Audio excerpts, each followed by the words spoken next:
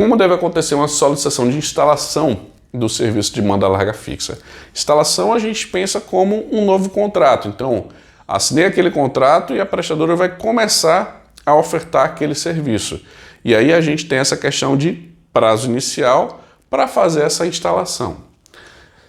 Lembrando que essa instalação, o prazo são de 10 dias, mas é dentro da área que a empresa já atua. Ou seja, dentro da área de cobertura, mesmo da banda larga fixa, tá? Ela tem uma área de atuação. Quando você passa desse prazo, ou seja, dessa área, o prazo ele não continua de 10 dias. Ele aumenta. E aí tem prestador que normalmente diz 30 dias ou algo do tipo, depende do que tiver no seu contrato e no que for acordado.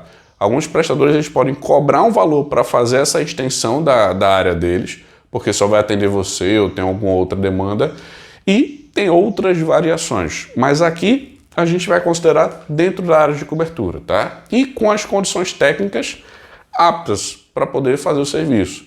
Eu até já contratei uma vez, contratei não é porque não funcionou.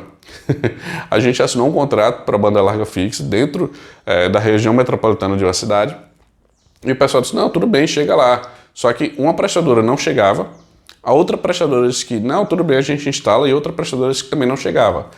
E quando essa prestadora disse que sim, a gente, tudo bem, vai fazer o processo. Ele não conseguiu passar, vamos dizer, o cabeamento na estrutura do edifício.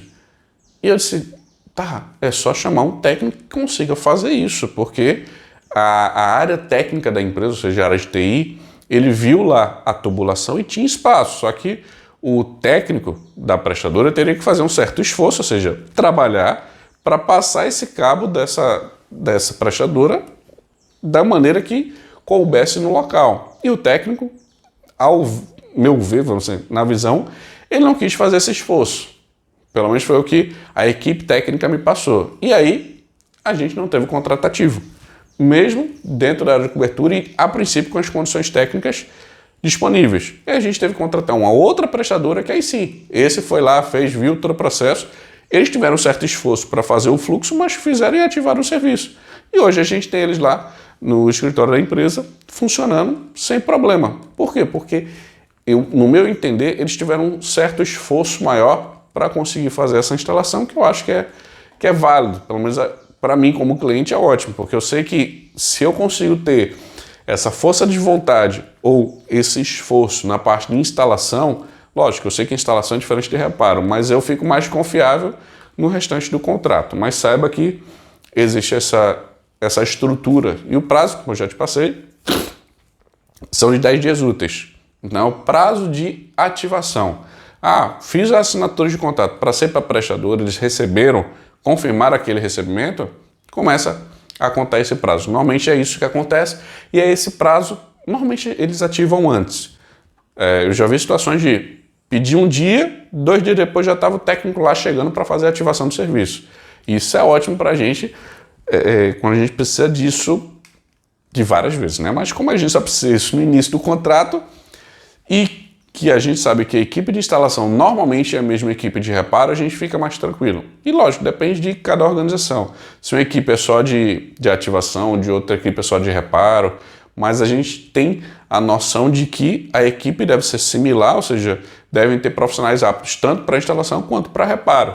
E pelo menos isso para mim me deixa mais tranquilo na visão de que eles vão entregar um serviço de banda larga eficiente nessa visão, pelo menos da equipe que faz essas tratativas, tá bom? Então, esse é o prazo e é assim que deve acontecer a instalação dos serviços de banda larga. Lógico que o pessoal deve entregar lá, lógico, também depende da estrutura da empresa.